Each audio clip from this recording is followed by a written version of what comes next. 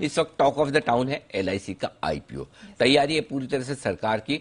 आइए अनुराग शाह हमारे संवाददाता हमारे साथ कार्यक्रम में हो रहे हैं शामिल, जो बताएंगे आपको कि क्या कुछ डेवलपमेंट आज होने जा रहे हैं एलआईसी के आईपीओ को लेकर। अनुराग, गुड मॉर्निंग, बताइए।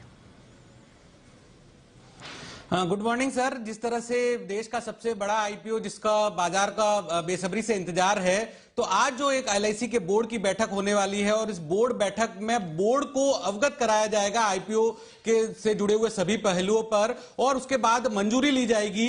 जो अर्जी फाइल करनी है आईपीओ की, तो उसकी जो मंजूरी है आज बोर्ड से ली जाएगी। इसके अलावा कुछ और जो महत्वपूर्ण निर्णय जो है आज की बोर्ड की बैठक में होंगे कि जो पॉलिसी होल्डर्स को जो रिजर्व कोटा रखा जाएगा, जिसकी बात कही जा रही 10% तक का, तो वहां पर कितना डिस्काउंट दिया जाएगा पॉलिसी होल्डर्स को। जिस तरह से एलआईसी के आईपीओ में कर्मचारियों के अलावा पॉलिसी होल्डर्स के लिए भी एक अलग से रिजर्व कोटा होगा, और वहां पर जो पॉलिसी होल्डर्स को डिस्काउंट दिया जाएगा, तो उस डिस्काउंट का जो है आज जो चर्चा होगी आज की बोर्ड बैठक में, बोर्ड तमाम तरह के पहलुओं पर डिस्कस करेगा और उसके बाद जो है आईपीओ के लेकर अर्जी फाइल की जाएगी। इसके अलावा एक और डेवलपमेंट हुआ है कि इंश्योरेंस रेगुलेटर आईआरडीए के द्वारा जो हरी झंडी दे दी गई है, क्योंकि पिछले कई महीनों से एलआईसी जो है आईआरडीए को तमाम तरह की जानकारी दे रहा था, और उसके बाद जो है सभी पक्षों पे और सभी बिंदुओं पे जो इंश्योरेंस रेगुलेटर सहमत है और हरी झंडी एक फॉर्मली तौर पे दे दी गई है।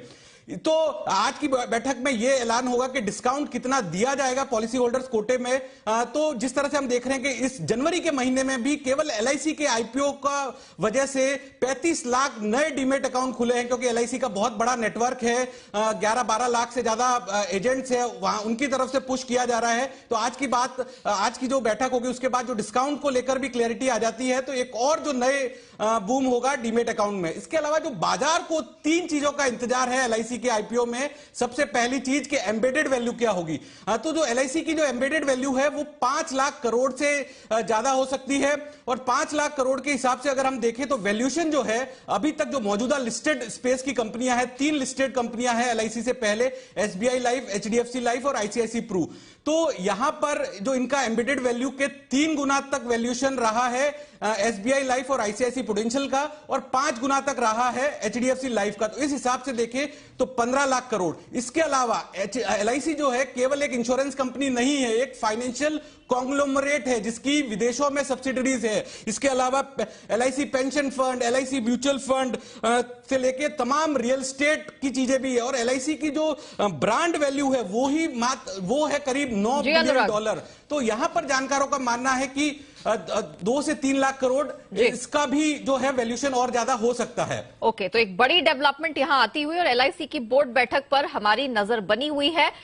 इसकी पूरी अपडेट, इसके आउटकम पर हम नजर बनाए रखेंगे। सर, ये एक बड़ी डेवलपमेंट है अपने में ही। आईपीओ की बात तो अलग, सर डिस्काउंट जो मेंशन कर रहे थे Anurag, how to look at it? देना ही चाहिए, भर भर के देना चाहिए, ज्यादा देना चाहिए, जितना चाहिए उतना देना चाहिए, है ना? अरे क्यों नहीं देना चाहिए? देखिए, आप ट्रेन में आपने कभी ट्रेवल किया होगा, हाँ। लिखा होता है भारतीय रेलवे आपकी संपत्ति है, इसकी सुरक्षा का दायित्व तो आपका है, मतलब आप वो पंखे और बल्ब वगैरह खोल कर न ले जाए, उसके लिए लिखा होता है। जिन लोगों को नहीं पता होता ले जाते, पता चलता है कि घर पे चलते नहीं है, वो एसीडीसी वाला सिस्टम होता है। सेम एलआईसी भी भारत सरकार की है, भारत सरकार की संपत्ति, आपकी अपनी संपत्ति। हिंदुस्तान के रिटेल इन्वेस्टर्स को नहीं देंगे तो किसको देंगे? बिल्कुल देना चाहिए, और एक बढ़िया स्टडी करनी चाहिए कि किस तरह से रिटेल इन्वेस्टर्स का जो पार्टिसिपेशन बढ़ाना है वो बढ़ाया जाए। मैं तो कहूंगा रिटेल इन्वेस्टर्स ही क्यों, आप पॉलिसी होल्डर्स को भी दीजिए, आपके एजेंट्स हैं उनको दीजिए, बिल्कुल पॉलिसी होल्डर के आगे बढ़कर एजेंट्स को भी दीजिए, वो भी एलआईसी की ग्रोथ में इतना कंट्रीब्यूट कर रहे हैं।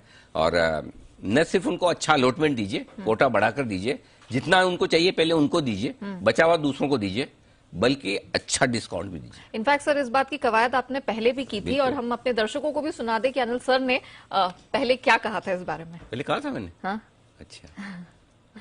एलआईसी के आईपीओ में सिर्फ सरकार को थोड़ा सा 1-2 चीजें करनी है, और अगर वो कर दे तो बहुत ही बढ़िया। पहली चीज, आप रिटेल को भरपूर अलॉटमेंट दीजिए, एलआईसी के पॉलिसी होल्डर को भरपूर अलॉटमेंट दीजिए। ये 15% वाला जो 10% वाला कोटा है आपके लिए रिटेल का, उस पर रेस्ट्रिक्शन मत रखिए। एलआईसी के पॉलिसी होल्डर्स के लिए स्पेशल अलॉटमेंट दीजिए। एलआईसी के आईपीओ में एक काम और करना चाहिए, रिटेल इन्वेस्टर्स को और पॉलिसी होल्डर्स को एक स्पेशल डिस्काउंट मिले। तो ये आईपीओ हिंदुस्तान में इक्विटी कल्चर बढ़ाने में बदलने में एक बड़ा गेम प्ले कर सकता है और इस आईपीओ को सरकार को वेस्ट नहीं होने देना चाहिए। मुझे लगता है कि दीपम को, government of India, finance ministry को इस बारे में बहुत स्ट्रांगली सोचना चाहिए, विचार करना चाहिए। बिल्कुल, तो वो बात आपने सुना अनिल सर ने साल भर पहले ही कही थी और पूरे कन्विक्शन के साथ कही थी। तो सर फाइनली अब लग रहा है कि इस पे अमल होता हुआ दिख रहा है। हाँ, मैं तो कब से, मतलब ये तो ठीक है, मुझे भी याद नहीं रहा कब हमारी टीम ने साल भर पहले निकाल दिया, एकदम निकाला है उन्होंने। गजब आर्काइव में रखते हैं, बिल्कुल तैयारी तगड़ी होती। लेकिन न सिर्फ इसके लिए, बल्कि मुझे याद है आईआरसीटीसी के वक्त रेलवे की कुछ और बेहतरीन कंपनियों के आईपीओ आए थे, तब भी मैंने कहा था, अब फिर से कहना चाहता हूं कि सरकारी कंपनियों के आईपीओ में तो कम से कम आपको रिटेल इन्वेस्टर्स को प्रेफरेंस दोनों ही तरह से, अलॉटमेंट के लिहाज से भी और प्राइस के लिहाज से भी देनी ही चाहिए, इसमें कोई डाउट ही नहीं। ये तो एक नियम ही बना ले, ये तो नियम दीपम को ही बना लेना चाहिए। सही बात कि कंपल्सरी है, आपको देना ही देना है, सिंपल, बात खत्म। जैसे ऑफर फॉर सेल आता है तो आमतौर पर ऑफर फॉर सेल में आप रिटेल इन्वेस्टर्स के लिए डिस्काउंट रखते हैं ना, ये इसको ऑफर फॉर सेल ही समझो। करेक्ट, वही है एक तरह से।